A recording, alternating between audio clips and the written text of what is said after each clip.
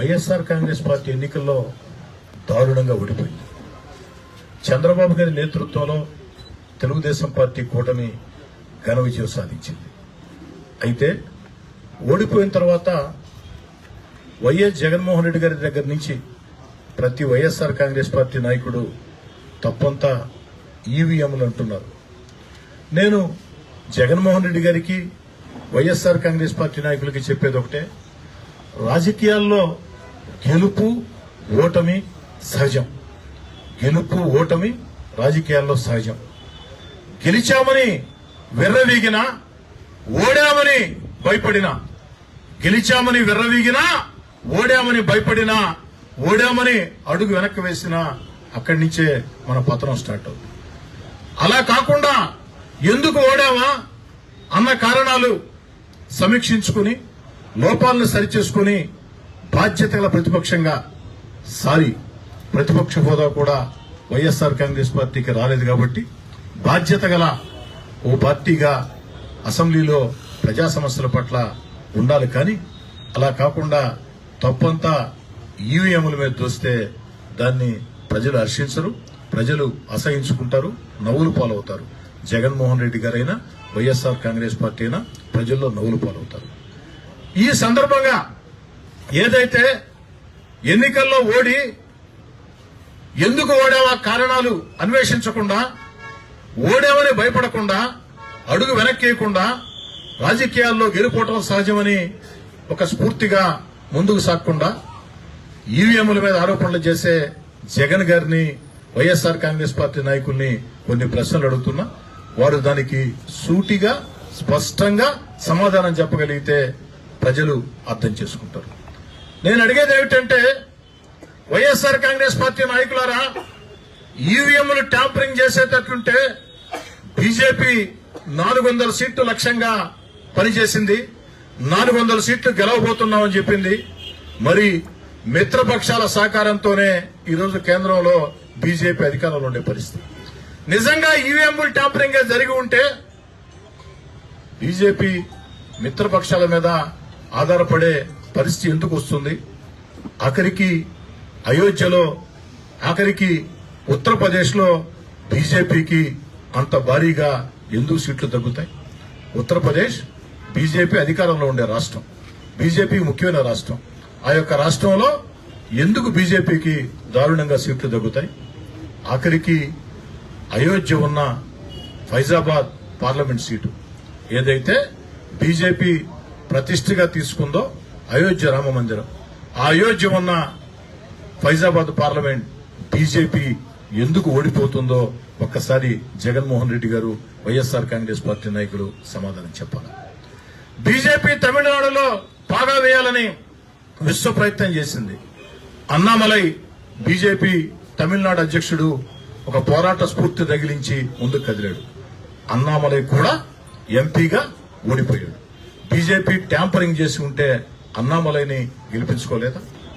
మరి ఆంధ్ర రాష్ట్రంలో బీజేపీకి అతి ముఖ్యమైనటువంటి పార్లమెంటు సీటు మాజీ ముఖ్యమంత్రి కిరణ్ కుమార్ రెడ్డి గారు పోటీ చేసిన రాజంపేటలో బీజేపీ ఎందుకు ఓడిపోతుందో ఒక్కసారి ఆలోచించారు. అంతేకాదు, తెలుగుదేశం పార్టీ కడప పార్లమెంటుకి ఎందుకు ఓడిపోతుంది? కడప పార్లమెంటులో నిజంగా ఈవీఎంలు ట్యాంపరింగ్ జరిగి ఉంటే వైఎస్ఆర్ కాంగ్రెస్ పార్టీ ఎలా గెలుస్తుంది? ఈవీఎంలు ట్యాంపరింగ్ జరిగి ఉంటే చంద్రబాబు నాయుడు గారికి 1,00,000 ఓట్ల మెజార్టీ ఎవరైనా రావాలని కోరుకుంటారు.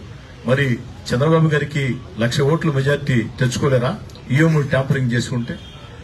అంతెందుకు, సంవత్సరం ముందే ఆంధ్ర రాష్ట్రంలో పట్టభద్రుల ఎమ్మెల్సీ ఎన్నికలు జరిగాయి. 108 శాసనసభ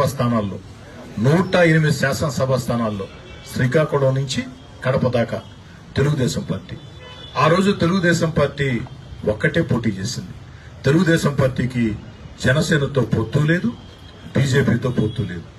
జనసేన బీజేపీతో పొత్తు లేని వేళ ఒంటరిగా తెలుగుదేశం పార్టీ గ్రాడ్యుయేట్స్ ఎన్నికల్లో పోటీ చేస్తే అది బ్యాలెట్ పద్ధతిలో, బ్యాలెట్ పేపర్లోనే ఎన్నిక జరిగాయి.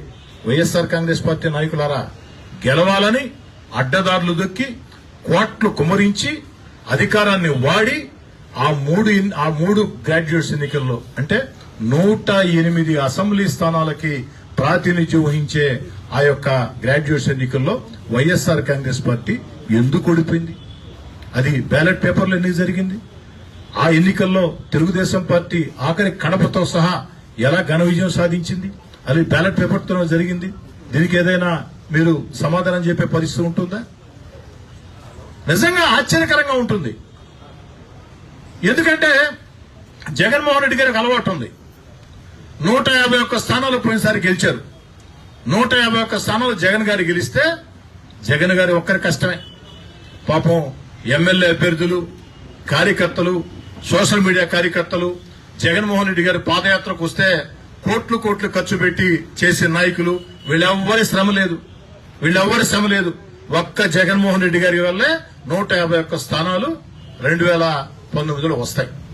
మరి ఈరోజు 164 స్థానాలు తెలుగుదేశం పార్టీ కూటమికి వస్తే ఈవీఎంలు. సాధారణంగా జగన్ గారి మనస్తత్వం ప్రకారం జగన్ గారు ఏం చెప్పాలంటే, నేను బాగా చేశా, ఎమ్మెల్యేలు మీరు ఎందుకు పనికిరాని పనులు చేశారు, మీ వల్లే పార్టీ ఓడిపోయిందని ఎమ్మెల్యేలు ఎంపీ నిందలు వేయాల. జగన్ గారి ఆలోచన అయితే అది. కానీ పరిస్థితి చూసాడు జగన్మోహన్ రెడ్డి గారు. ఎమ్మెల్యేల వల్ల, ఎంపీ అభ్యర్థుల వల్లే వైఎస్ఆర్ కాంగ్రెస్ పార్టీ ఓడిపోయింది అన్న మాట జగన్మోహన్ రెడ్డి గారు అన్న మరుక్షణం ఆ ఎమ్మెల్యేలు, ఎంపీలు మా వల్ల కాదయ్యా, మా వల్ల ఓడిపోయి ఉంటే ఒక్క నియోజకవర్గం పోతుంది, మహానుభావ జగన్మోహన్ రెడ్డి గారు మీ వల్ల మొత్తం ఓడిపోయాం అని ఎక్కడ తిరుగుబాటు చేస్తారో అని భావించి దాన్ని గమనించి నోరు లేని ఈవీఎంలు, ఎందుకంటే ఈవీఎంలు మాట్లాడలేవు, ఈ నోరు లేని ఈవీఎంల మీద ఏదైతే వారు నింద వేశారు.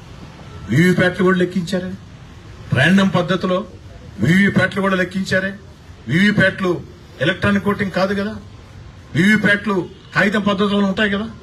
మరి ఈరోజు ఓటమిని హోందాగా అంగీకరించి ఆంధ్ర రాష్ట్ర చరిత్రలో ఇంత దారుణ ఓటమి ఏ పార్టీకి రాలేదే, మాకెందుకు వచ్చింది అన్న ఆత్మపరిశీలన చేసుకుని 5 ఏళ్లు ముఖ్యమంత్రిగా నేను ఏం చేశాను, ఎక్కడ లోపం జరిగింది, ఎందుకు నష్టం జరిగింది, కాబట్టి కార్యకర్తల్ని ఏ విధంగా విస్మరించాను, ఎమ్మెల్యేలని ఎంత నీచంగా చూశాను, ఎమ్మెల్యేలని ఎంత బానిసల్లాగా చూశాను, ఎంపీలకు సైతం, మంత్రులు సైతం అపాయింట్మెంట్ ఇవ్వకుండా సాధారణ కార్యకర్తలకి పార్టీకి బంధం తెగిపోయింది. కష్టకాలంలో అంటే 2014, 2019 తెలుగుదేశం పార్టీ అధికారం ఉన్న వేళ వైఎస్ఆర్ కాంగ్రెస్ పార్టీ ప్రతిపక్షంగా ఉన్నప్పుడు తెగించి పోరాడిన సోషల్ మీడియా కార్యకర్తల్ని ఏం చేశాను, వాళ్ళని ఎక్కడ గౌరవించాను, కష్టం చేసిన కార్యకర్తల పక్కన పెట్టి సజ్జల రామకృష్ణారెడ్డి కుమారుడు సజ్జల భార్గవరెడ్డికి సోషల్ మీడియా అప్పచెప్పాను. ఇవన్నీ పొరపాట్లు. అదేవిధంగా అభివృద్ధిని మూలపడేశాను. అదేవిధంగా ఉద్యోగాలు లేవు. అన్నిటికీ మించి వేధింపులు. ఈ యొక్క వేధింపులు, సాధింపులతో ఈ యొక్క పరిస్థితి వచ్చింది.